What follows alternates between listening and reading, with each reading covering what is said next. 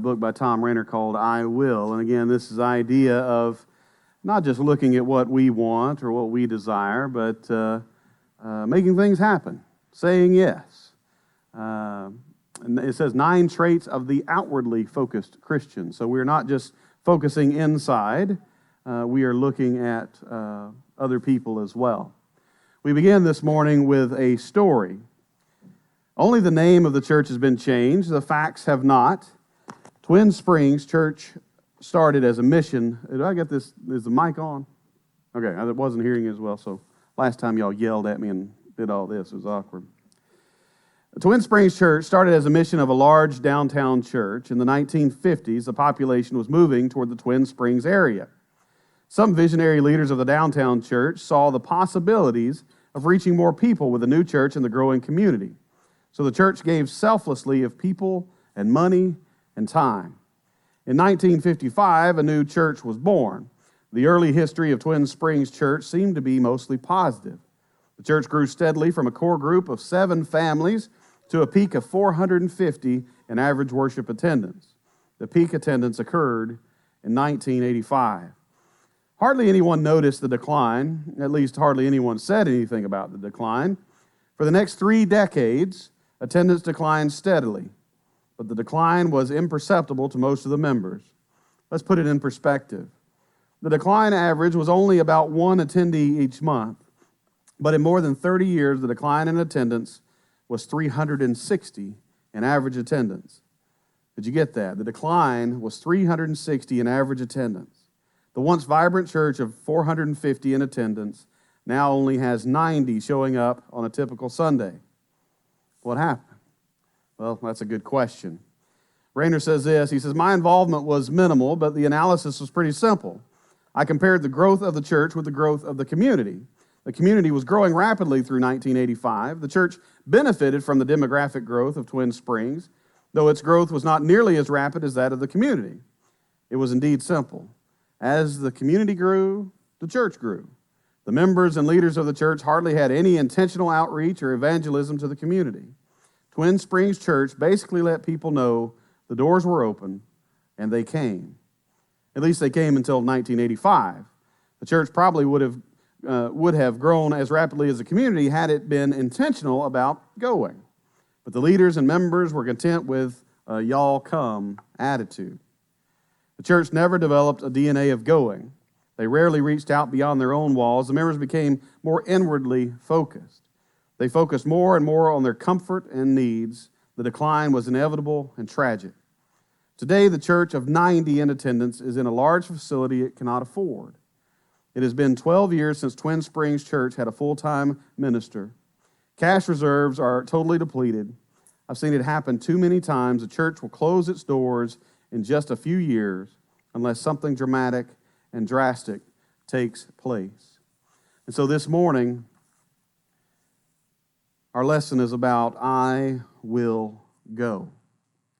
I hope what you heard and what you thought about during that story is our church. We exist in this unique situation, don't we? We've had a past in another place. You've seen the rise, you've seen the fall. A lot of you have, haven't you? And right now we exist in the new place that he talked about, right? Where the growth is happening. Since we've been here, Mont Belvieu has averaged, I think, a little over 1,000 people a year coming into just this place, in Mont Belvieu city limits of all things. And so we are experiencing a lot of that same growth. But are we going? Are we like the church in this story where we just benefit from everyone coming in? Or are we intentional about reaching out? Because we can, since I've been here, I've said we can do a lot of things wrong. Our desire was to get into this community where so much growth was going on and grow the church. Well, we can do that, I think, and do a lot of things wrong and incorrectly, or even really just exist there like we read about in this church. Or we can intentionally reach out and see what God can do with that. Now, when you think about the decline of that church, or any church, maybe you're thinking about Lakewood, where we used to be, where there's a time in the past where you remember maybe fuller auditoriums, and then numbers got less and less. No one person can be blamed for that, but when decline happens, like anything else, or growth, we really need to look around the room because we're all responsible, are we not? We're all responsible for reaching out, for bringing the gospel to everyone around. Jesus said this in Acts 1:8 as he's talking to his disciples here. He says, "But you will receive power when the Holy Spirit has come upon you, and you will be my witnesses in Jerusalem and in all Judea and Samaria and to the end of the earth." This is one of the last things Jesus is able to say to his disciples, and it was important that he said, "You are going to be my witnesses." It is now on you to go out, again, to Jerusalem, which is where they were, Judea, the surrounding area, Samaria even further, and to the end of the earth. It is now on you to do this. And as we talked about last week, what our goal should be as Christians is to be like Jesus. We should want to grow into people that look like him. Again, that idea, remember that Jewish blessing, may you be covered in the dust of your rabbi. May you be covered in the dust of your teacher because you are following him so closely that you are covered with his dust as he goes. That we shouldn't be content with just existing and saying, well, I love Jesus and I'm just going to exist here, but we want to become more and more like Jesus because, well, this is who Jesus was. In Luke 19:10, "For the Son of Man came to seek and to save the lost." That is what Jesus was about, and that's what we should be about as well. What we need to do, church, is this. We need to focus on our Jerusalem.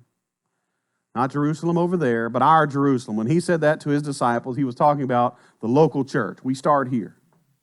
We do everything we can to reach out to our community here.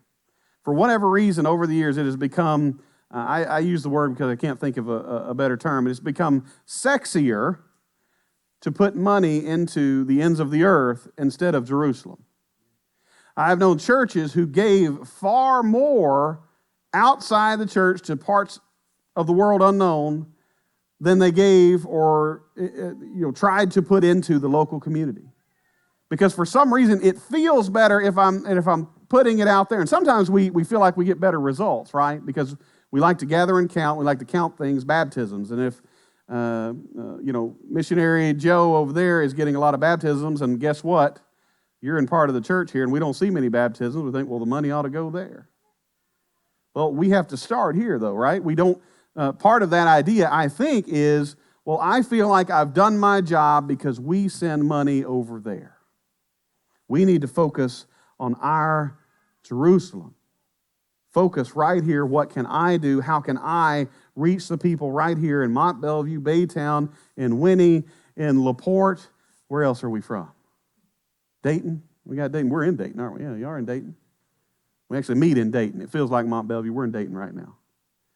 But that's what we need to be focused on, what we can do. Rayner says this. He says, in fact, in a study I led several years ago, our team found that fewer than 10% of the churches in the United States are growing at least at the pace of the community, so percentage of population growth. Stated simply, most of our churches are losing ground in our communities. We are not going. Why are we not going?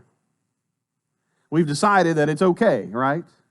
That all I have to do is come and exist, and we're happy. Think about the story there. We're happy is if what we experience, whether here or in another location or in a new building that we build, we would be thrilled if we keep seeing the numbers go up, wouldn't we? And that's great, and we're glad that those people are coming to hear about God each and every week. But what are we supposed to be doing? Sitting back and waiting? Just putting the hours on the door out front and saying, y'all come, we'll be here? Or are we supposed to follow Jesus and do as he did, to seek and save the lost? As he tells the disciples, you go out, you be my witnesses in Jerusalem, in Judea, in Samaria, in all the rest of the world, to the ends of the earth. But you have to believe that people may be lost. Because if you don't think that it's a dire circumstance, you're not going to do anything, are you? One of my favorite stories to tell about this, I think it was, you know the magician show, Penn and Teller? You ever seen these guys? I think it was Penn. I should have looked this up. Things come into my brain last minute, I'm sorry. But he atheist. He's an atheist and doesn't believe, but he had someone come to his show, and the guy came back a second night, and he really wanted to talk to him, and so he actually met with him backstage, and the guy was a Christian. He's like, I've just got to share this with you. And so he told about the guy, and he said, yeah, he shared the gospel with me. He shared me, with what he thought. And he said, I don't believe a word of it. But he said, I have so much more respect for someone who sees that circumstance, thinks I'm lost, and wants to do something about it. He says, because think about it this way. What if you see me out there on the train tracks, and you believe the train is bearing down, and you do nothing? Because in that moment, you either decide, well, it's not my business, or I don't want to get involved. Or you see that as a circumstance where I need to save him or he's going to be gone. I need to help bring him to safety. And so that's what he said. If you're not out doing that, what are you actually doing? That's from an atheist, right? Looking inward. And I think a lot of times we can get a lot of clarity on what we're about from people outside looking in. And so if you're not going, why not? He says, we are not going. In John 14, Jesus says this, let not your hearts be troubled. Believe in God, believe also in me. In my Father's house are many rooms. If it were not so, what I have told you that I go to prepare a place for you. And if I go and prepare a place for you, I will come again and I will take you to myself, that where I am, you may be also. And you know the way to where I am going. And Thomas said to him, Lord, we do not know where you're going. I love Thomas's honesty, don't you? We do not know where you're going. How can we know the way? Jesus said to him, I am the way, the truth, and the life. No one comes to the Father except through me.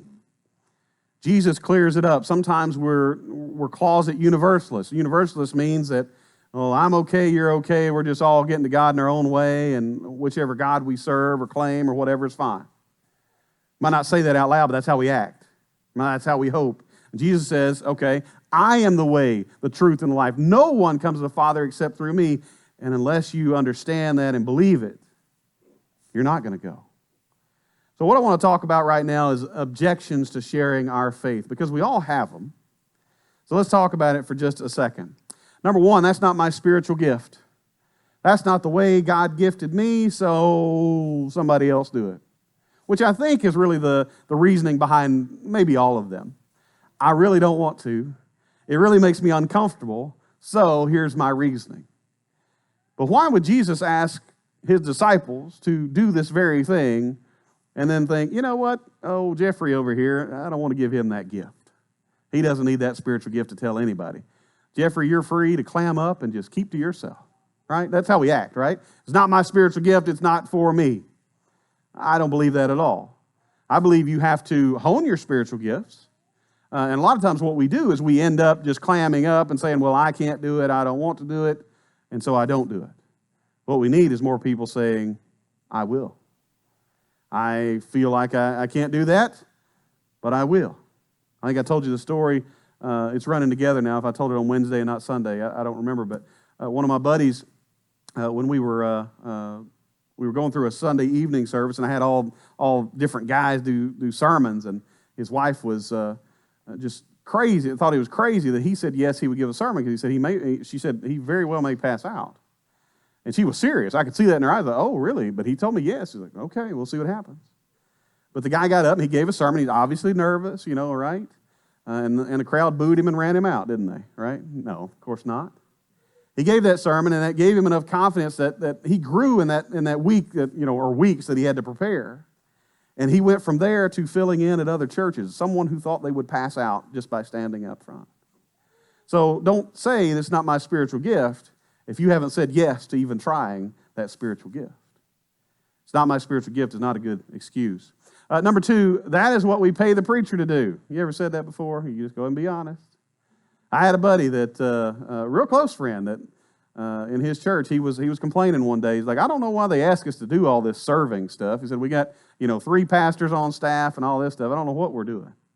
But often, again, like the first one, I think the idea is I'm not comfortable doing it. Isn't that why we pay the preacher? Which is a ridiculous notion. I've said this before, but most of the time the preacher is not from the congregation. Now, sometimes that's the case, but normally the preacher is from somewhere outside, right?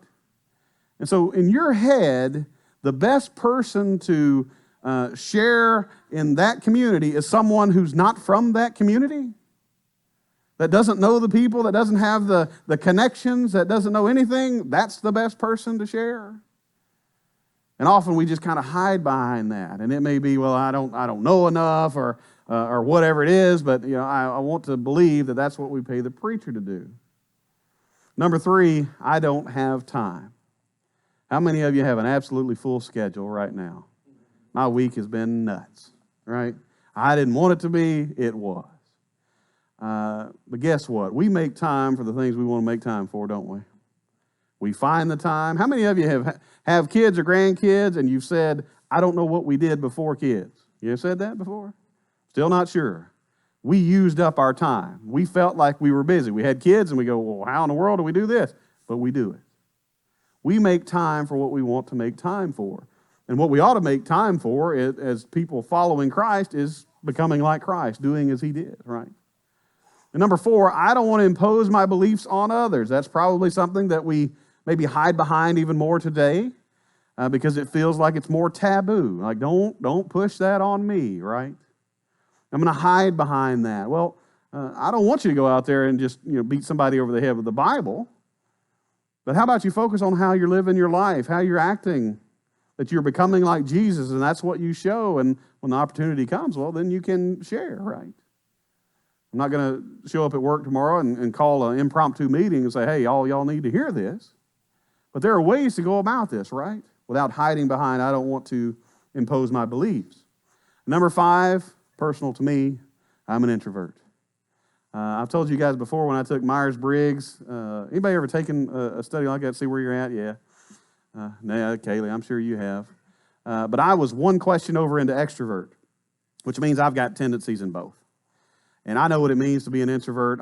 When I get done preaching, you guys know I'm going home and I'm going to rest. I may go get lunch first, but there's going to be some resting happen. I need to refuel.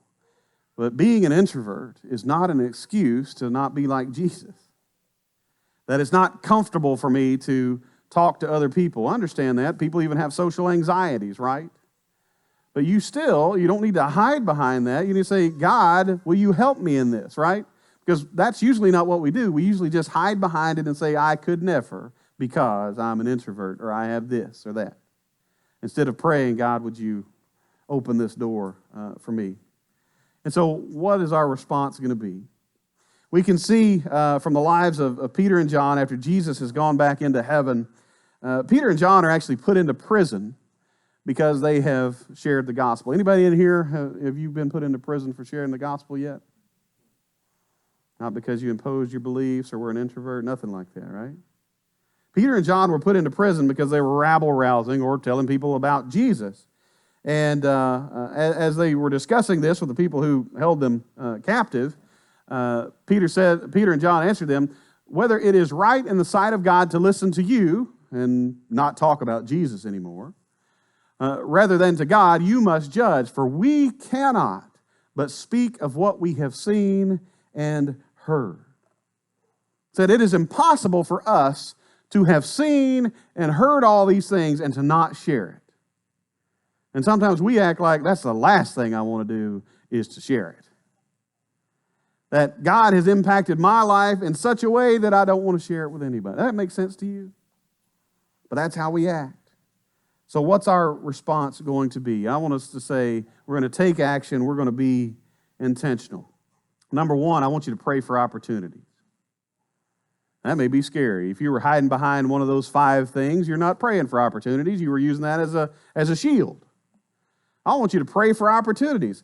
God, I don't know how it's going to work out. That's fine to pray. God, I don't know how it's going to work out, but I would really like for me to have an opportunity to share the good news about you with someone.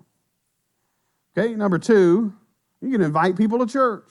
You can invite people to this group. You can join a small group, invite them to that. They may very well come over. What's crazy is, Rayner says this, he says, so will people really come to church if we invite them?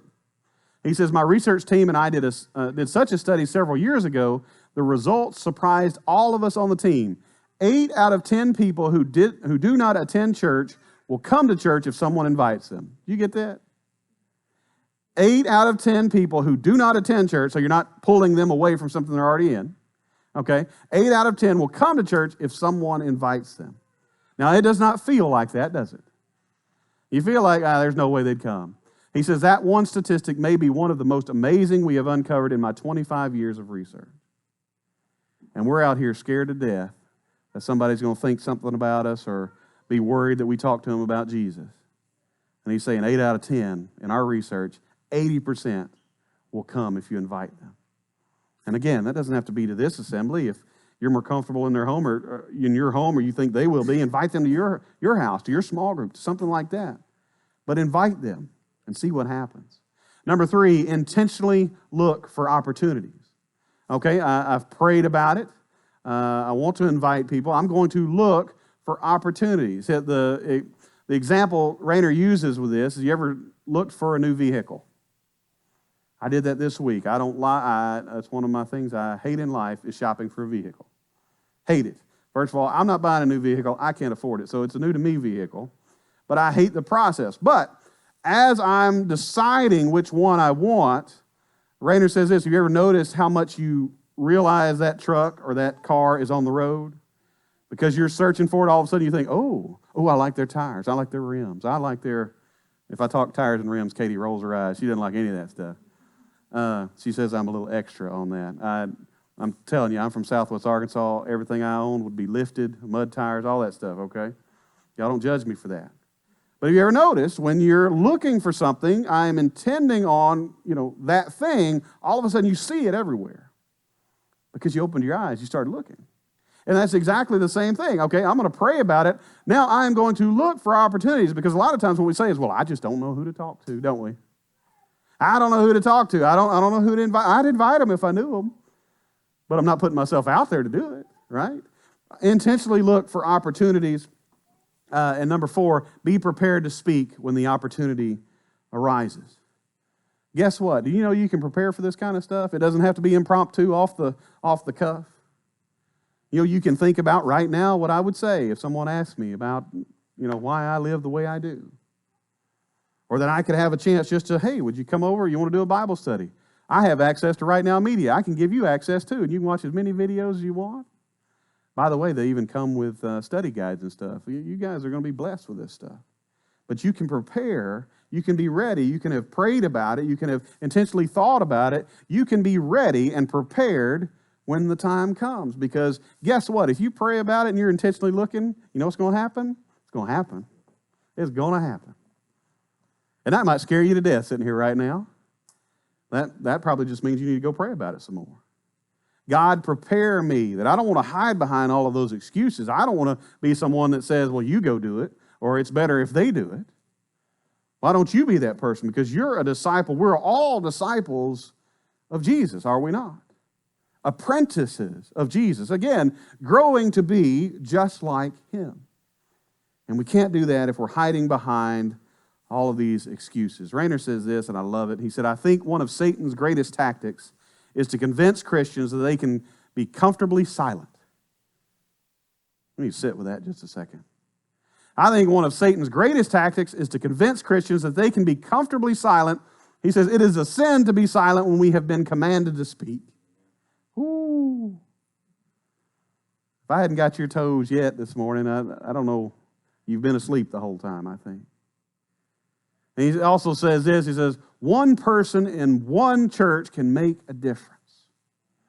Sometimes we just feel like we don't have the ability, something that it could never happen. And he says this, one person in one church can make a difference. One member committed to going can be a spark that ignites a fire. Because in that moment, you have aligned yourself with the will of God. You have said, I will, instead of I won't, or they should. I will. Can you be that one person? Can you be that apprentice of Jesus that says, yes, I will prepare myself, that I will pray, I will intentionally seek out, I'm not going to hide behind those things. I want to bring people to Christ. And I believe because of where we live, we're going to grow. And we have people sitting right here that we didn't know very long ago. People that because of jobs and growth in this community are sitting here with us. We've been praying for you, by the way.